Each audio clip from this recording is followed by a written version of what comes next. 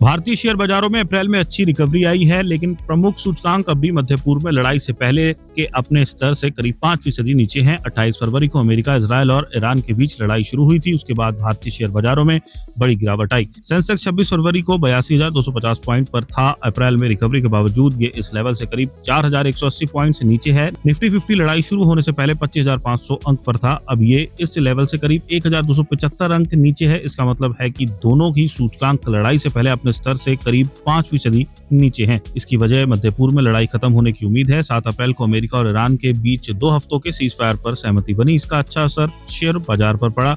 हालांकि पिछले हफ्ते पाकिस्तान में दोनों पक्षों के बीच हुई बातचीत बेनतीजा रही, लेकिन बातचीत फिर से शुरू होने की उम्मीदों से शेयर बाजारों में तेजी है। 13 और 14 अप्रैल को अमेरिकी शेयर बाजारों में अच्छी तेजी आई। 15 अप्रैल को भारतीय शेयर बाजारों में भी उछाल दिखा। दुनिया के दूसरे कई बाजार तो मध्य पूर्व की लड़ाई की वजह से आई गिरावट के असर से उभर चुके हैं।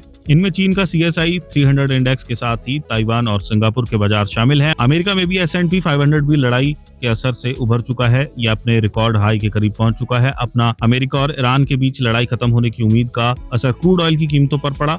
क्रूड ऑयल की कीमत $100 प्रति बैरल के नीचे आ गई है। लड़ाई शुरू होने के बाद एक समय ये $120 प्रति बैरल तक पहुंच गई थी। अबाकस एसेट मैनेजर के फाउंडर सुनील सिंघानिया ने अपने अप्रैल मार्केट आउटलुक में कहा कि वैश्विक अनिश्चितता के बावजूद भारत बड़ी ताकतवर इकोनॉमीज में से एक है। इसकी वजह स्ट्रॉन्ग घरेलू डिमांड, सरकार का पूंजीगत खर्च, मॉनेटरी पॉलिसी में नरमी, कंपनियों की बेहतर होती बैलेंस शीट और उन्होंने कहा कि शॉर्ट टर्म में एनर्जी की ऊंची कीमतें, सप्लाई चेन में बाधा और लॉजिस्टिक्स से जुड़े मसलों का असर कंपनियों की प्रॉफिट अर्निंग्स पर पड़ सकता है। अब भारतीय शेयर बाजारों की वैल्यूएशन और अट्रैक्टिव हो गई है। निफ्टी का 1 साल का forward price to earning multiple मार्च में गिरकर 17.7 गुना पर आ गया है। यह लंबी अवधि के लिए अपने 20 से 9 गुना निफ्टी 50, निफ्टी मिड कैप 100 और निफ्टी स्मॉल कैप 100 के फॉरवर्ड वैल्यूएशन मल्टीपल सितंबर 2024 के अपने पीक से क्रमशः 28%, 29% और 18% नीचे हैं।